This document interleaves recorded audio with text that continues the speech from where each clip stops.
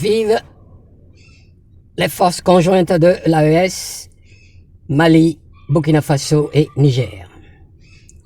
Chers internautes, bienvenue dans cet exposé.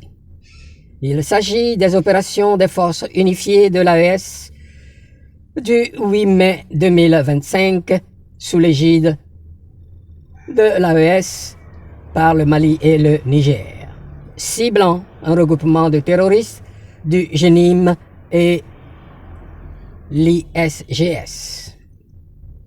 À environ 35 km d'Indélimane, dans la région de Manaka, près des trois frontières Mali, Burkina Faso, Niger, voire Bénin, Togo.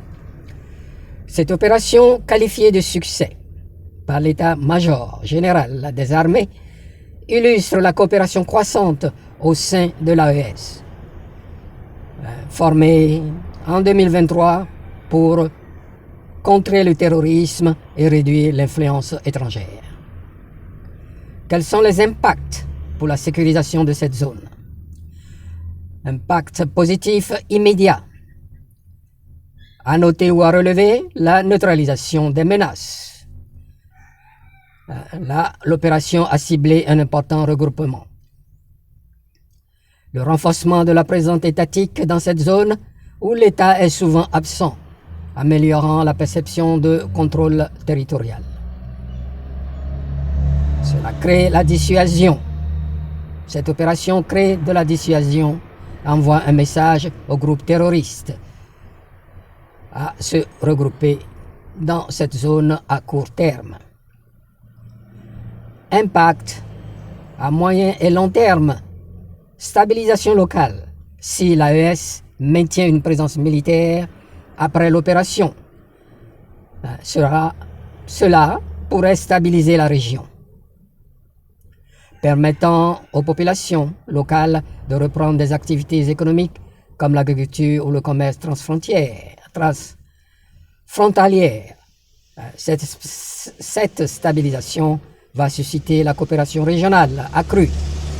Le succès de cette opération peut encourager d'autres collaborations entre les pays de l'AES, renforçant la sécurité régionale dans la zone des trois frontières, un point stratégique souvent exploité par des groupes armés. Cependant, il faudra compter avec les risques de représailles, les limites potentielles de ces opérations telles que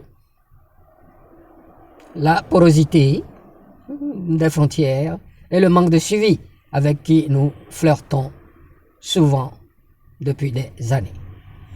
Chers internautes, au total, d'après des données et estimations, la conclusion est que cette opération du 8 mai 2025 aura des impacts positifs sur la sécurisation de la zone d'Indélimane.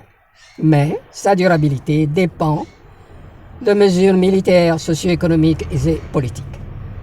Les pays voisins comme le Bénin, Togo, Ghana, Nigeria peuvent indirectement bénéficier d'une réduction des menaces transfrontalières, bien que des risques subsistent. Le coût estimé de l'opération, avec 0 pertes humaines, est d'environ 69 000 dollars américains au bas mot, mais il pourrait s'élever à 100 voire 150 000 dollars américains selon les technologies utilisées, et sans compter le soutien externe de partenaires stratégiques en intelligence et autres. Pour maximiser ces gains, l'AES doit intervenir dans une stratégie à long terme, combinant sécurité et développement de l'éducation, de la santé, du social et de l'économique. Pour cette première victoire, sans pertes humaines du côté des forces confédérées, malgré la recrudescence de la désinformation terroriste et de leurs commanditaires, on ne peut que crier « Bravo les gars !» pour ce bon travail et bonne continuation. Chers internautes, qu'en pensez-vous? Merci de m'avoir écouté, commentez, partagez, likez et à plus.